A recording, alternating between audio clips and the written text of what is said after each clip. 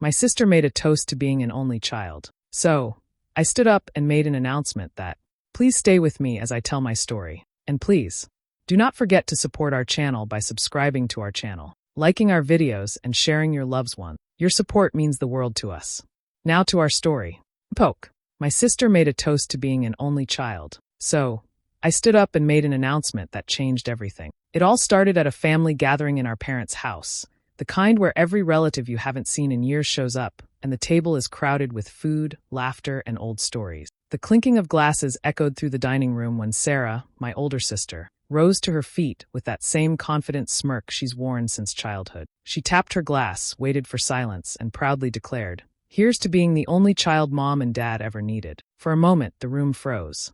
I could see my cousins shift in their seats, their smiles faltering. A few people gave awkward chuckles, unsure if she was joking or serious. My heart dropped into my stomach, and I just sat there frozen. Her words weren't surprising to me, not really, but hearing them out loud, in front of everyone we knew, hit harder than anything she had ever done before. My chest tightened, and my hands curled into fists under the table. That toast wasn't just a careless joke. It was the final straw after years of being erased, ignored, and dismissed. For as long as I could remember, Sarah had treated me as if I didn't belong, as if our parents had made some mistake by having me. She took every opportunity to remind me of it. Growing up, I learned to swallow the hurt, to hide my anger, and to live in the shadows of her so-called perfection. But that night, with all eyes on us, I knew I couldn't stay silent any longer. Stick with me while I share my story, and if it touches you, don't forget to support our channel by hitting that subscribe button, dropping a like, and sharing it with the people you care about. What Sarah said at that table wasn't just cruel.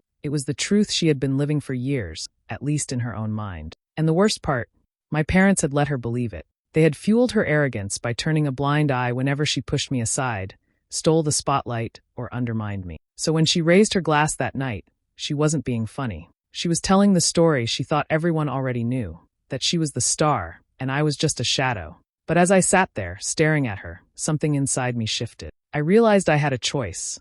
Stay quiet and let her words define me forever, or finally stand up, reclaim my voice, and tell the truth in front of everyone who mattered. That was the moment I made my decision, and when I rose to my feet, I knew nothing in our family would ever be the same. When I think back to my childhood, I realize Sarah and I never stood on the same ground. We lived under the same roof, but it always felt like she owned the space while I was just allowed to stay there. From the earliest years, the difference in how we were treated was impossible to miss. She was the golden one, the child who could do no wrong, and I was the one whose efforts were barely noticed.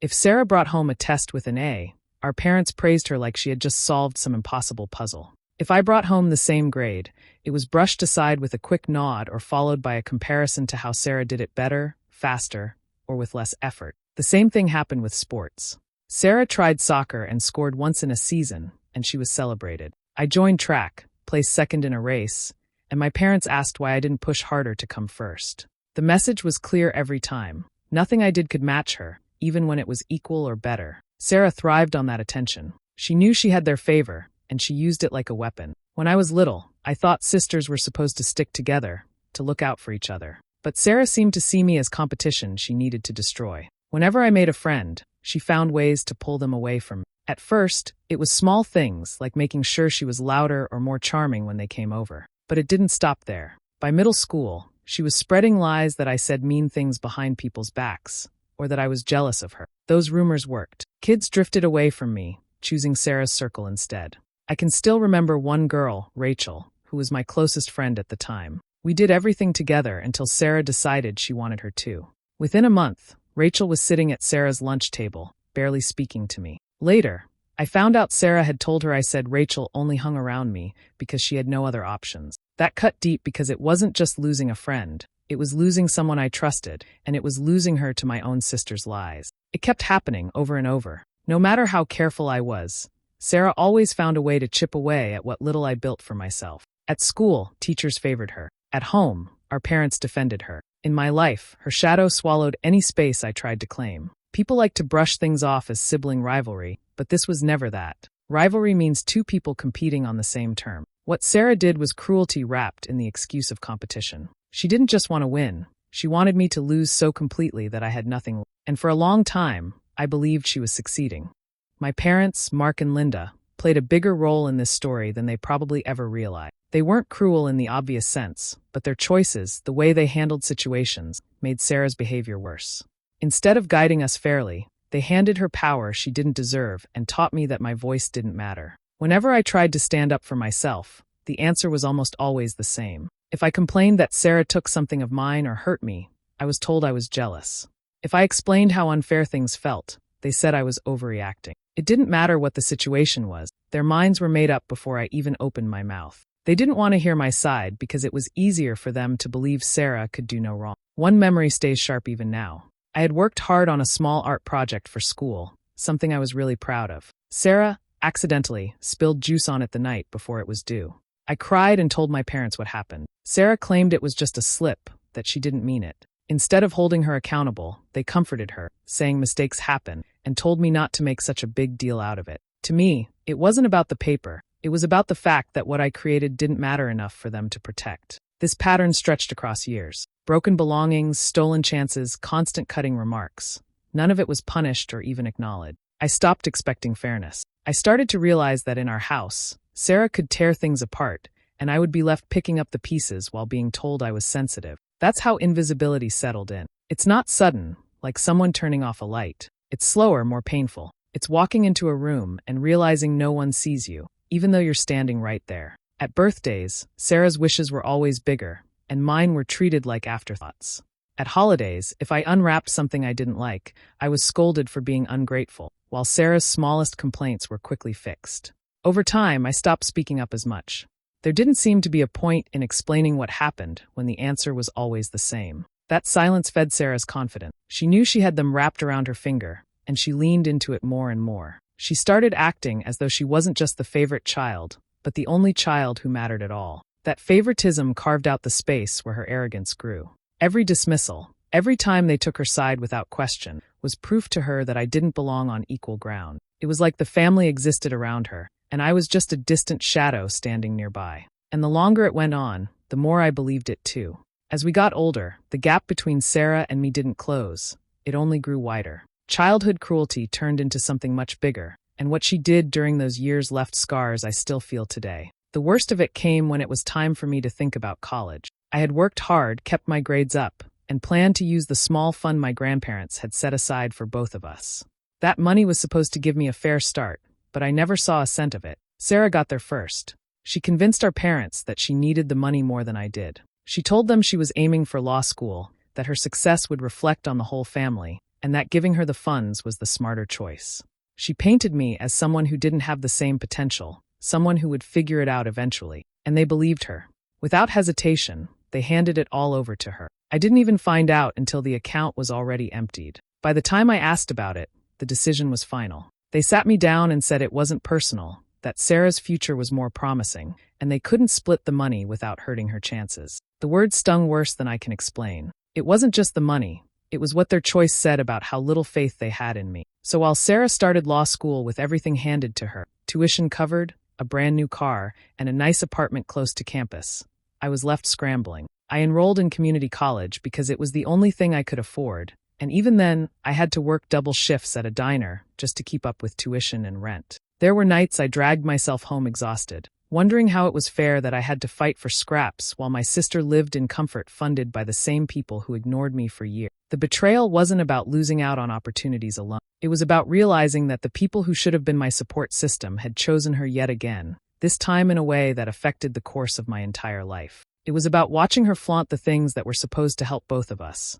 Driving around in her shiny car, posting pictures from her new apartment, never once thinking about how it felt to see my future stripped away. That was the moment something hardened inside me. I understood then that waiting for fairness, or expecting them to see me differently, was pointless.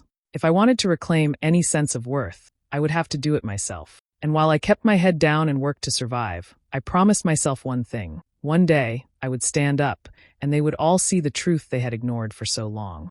Leaving home was the best decision I ever made. After everything that happened, I knew I couldn't keep living in the same town, carrying the same weight. So I packed up what little I had and moved to another city. It wasn't far, but it was far enough that I could finally breathe without Sarah's shadow following me. Starting over wasn't easy, but it gave me a chance to build a life that belonged to me. I enrolled in nursing school, knowing it wouldn't be simple. The classes were demanding, the hours were long, and money was always tight. But for the first time, I felt like every step forward was mine and mine alone. I didn't owe it to my parents.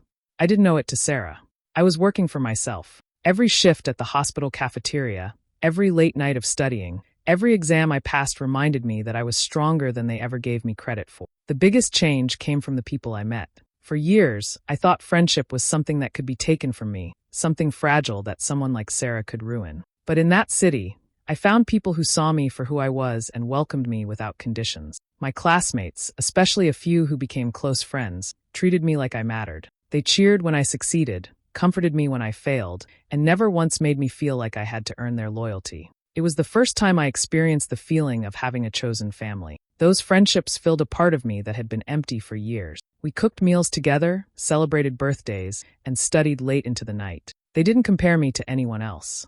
They didn't dismiss my feelings. Being around them showed me what real support looked like, something I never got in my own home. It gave me the strength to believe that I wasn't the problem. I had just been surrounded by people who refused to see my worth. Still, even with that new sense of belonging, there were nights when the past came back to me. I'd lie awake thinking about the money that should have been mine, the years I had lost, the way Sarah always seemed to get away with everything. I tried to focus on moving forward, but the truth was, part of me carried that wound everywhere I went. No amount of success could erase the fact that she had stolen something that was meant for me and that my parents had let her do it. But instead of letting it break me, I used it as fuel. I told myself that every diploma, every paycheck, every small victory was proof that I could stand on my own without them. I didn't need their approval. I didn't need their money. I was carving out a life with my own hands. And though I was proud of what I had built, a small part of me still waited for the day I could show them all what they had thrown away. Years passed before I saw most of my family again. By then, I had finished nursing school and was working steadily, keeping my distance from the people who had hurt me the most.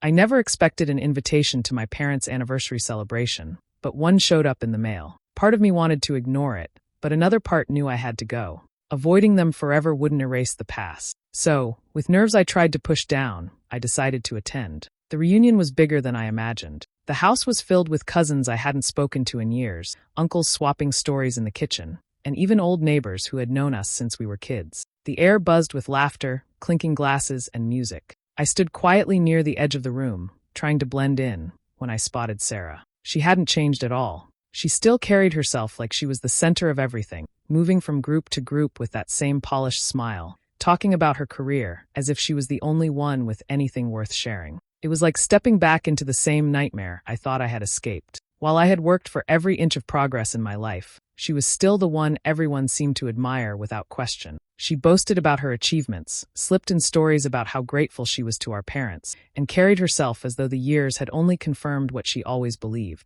that she was the daughter who mattered most. Dinner was served, and the long table filled with plates, drinks, and chatter. I sat across from her, trying to steady myself, telling myself I could get through one evening without losing control. But Sarah never made things that simple. Halfway through the meal, she picked up her glass, tapped it lightly with her fork, and waited until the room grew silent. Her voice rang out clear and proud. Here's to being the only child Mom and Dad ever needed. For a moment, no one seemed to breathe. A few people let out uncomfortable laughs, maybe thinking it was a joke, but most looked around in shock. The silence stretched, heavy and painful, and I felt it like a punch in the chest. Those words cut through me, sharper than anything I had felt in years. It didn't matter how far I'd come or how much I had built for myself. The moment she said it, I was that same invisible girl again, erased in front of everyone. I stared at her, heart pounding, my stomach tight. She smirked as if she had just said something clever, completely unaware, or maybe fully aware, of the damage it caused. Around the table, eyes darted toward me, some curious, some sympathetic, waiting to see how I would respond. I swallowed hard, trying to steady my shaking hand. Once again, Sarah had made her move. And deep inside, I knew it was time for me to make mine.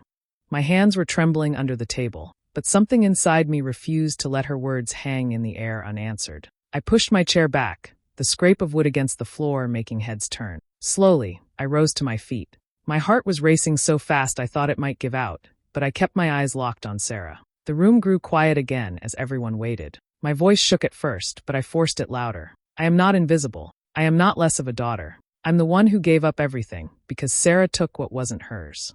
Murmurs rippled through the room, forks paused in midair. Sarah's smile wavered. I swallowed hard and kept going. I told them about the college fund, how it had been set aside for both of us, how Sarah convinced our parents she deserved it all, and how I was left with nothing. I explained how I had worked double shifts to keep myself in school, while she enjoyed the comforts that money was meant to provide for us both. Gasps spread around the table. A few relatives exchanged glances, eyes widening as if they couldn't believe what they were hearing. My parents shifted in their seats, faces stiff, but I didn't stop. For years, I had carried the weight of silence, and I wasn't going to back down now. I told them about the lies Sarah had spread when we were younger, how she had taken friends from me with stories that weren't true. I explained how every time she broke something of mine or pushed me aside, she was never punished, only excused, and how each time I spoke up, I was told I was jealous or making things up. As the words poured out, my voice grew steadier. For the first time, I wasn't hiding, I wasn't shrinking. I was telling the truth, plain and clear,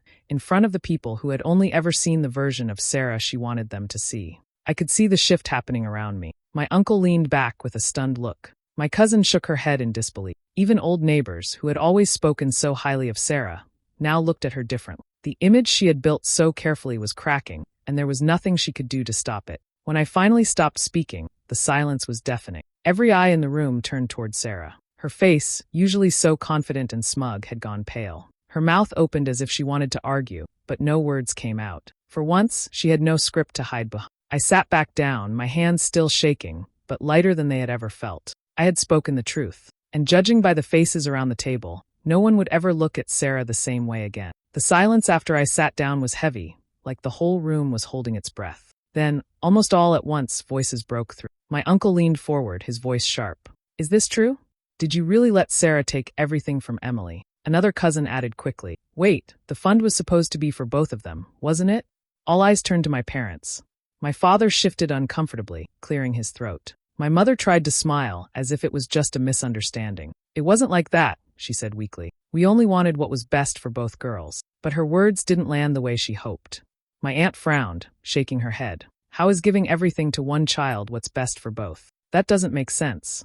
More murmurs filled the room. The questions came faster, sharper, harder to dodge. People wanted to know why I had to work myself through school while Sarah had everything handed to her. They wanted to know how long this favoritism had. My father raised his voice, trying to keep control. Sarah was aiming higher, and we didn't want to risk her future. Emily managed fine on her own, but the excuse sounded hollow. Everyone could see it for what it was, favoritism dressed up as reason. Across the table, Sarah sat frozen, her face losing the smugness she had worn just minutes earlier. For years, she had basked in the admiration of relatives and neighbors. She was the star, the example everyone was told to follow. But now, the same people who once praised her were staring at her with open disbelief and even disgust.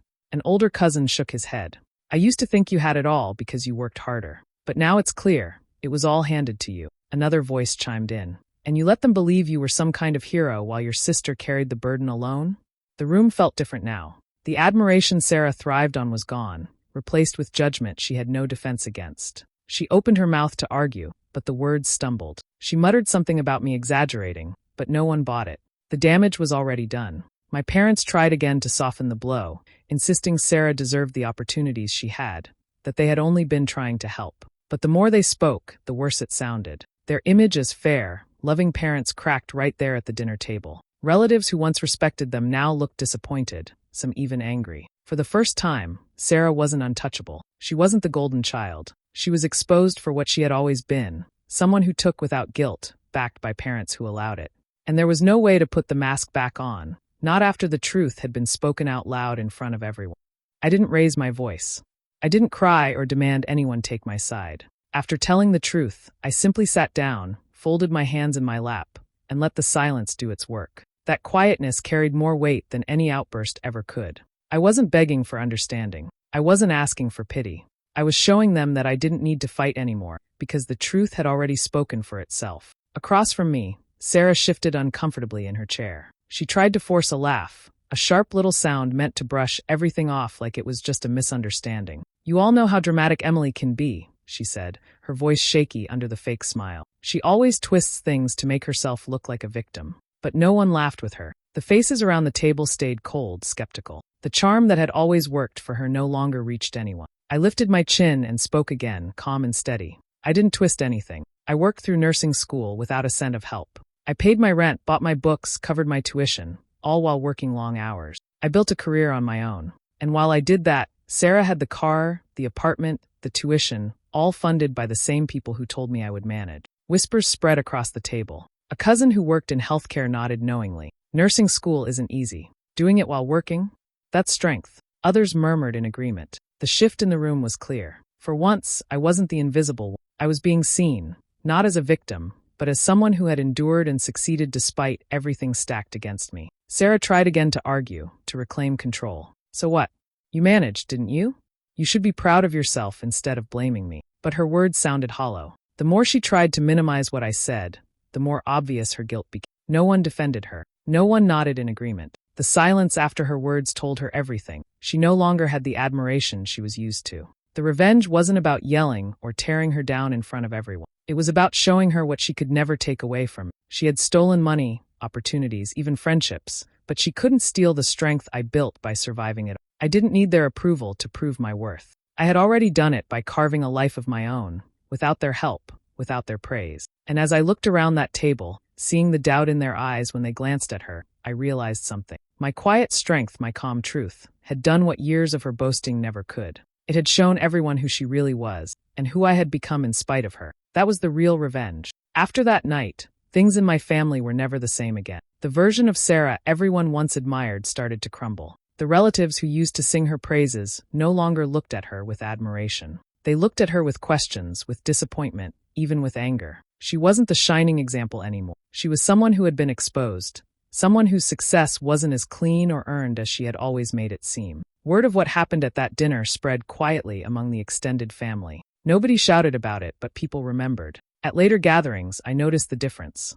Conversations didn't circle around Sarah like they used to. The spotlight that once followed her everywhere dimmed, and she seemed smaller without it. She tried to hold herself as proudly as before, but it was clear she felt the weight of what had been revealed. My parents, of course, tried to smooth things over. A week after the dinner, they called me, their voices unusually soft. They said they hadn't realized how deeply things had hurt me. They asked if we could move forward, if we could try to rebuild our relationship. But I wasn't the same girl who used to beg for their approval. I listened, I stayed calm, but inside I knew the truth. They didn't want to rebuild for me. They wanted to fix the image of themselves that had cracked in front of everyone. For the first time in my life, I didn't feel desperate to hear their validation.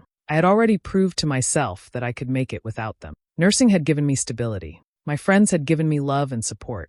And my own determination had carried me through every obstacle. I didn't need their praise or their excuses anymore. So when they asked if we could start fresh, I gave them a polite answer. But in my heart, I had already moved on. What mattered most was how I walked away from that. I didn't storm out. I didn't break down. I left with my head high, my shoulders steady, and the knowledge that my voice had finally been heard. Sarah was left to deal with the fallout of her own cruelty, her own lies, her own choices. I didn't have to lift another finger against her. Her actions had caught up to her all on their own. That announcement, those words I finally spoke, were more than revenge. They were closure. For years, I felt like I didn't exist in my own family. But standing there, telling the truth in front of everyone, I reclaimed that space. I showed them that I had been here all along, that I was worthy of being seen. Sometimes the sweetest revenge isn't in shouting or fighting back. It's in proving calmly and clearly that you were worth something all along. And that night, I finally did.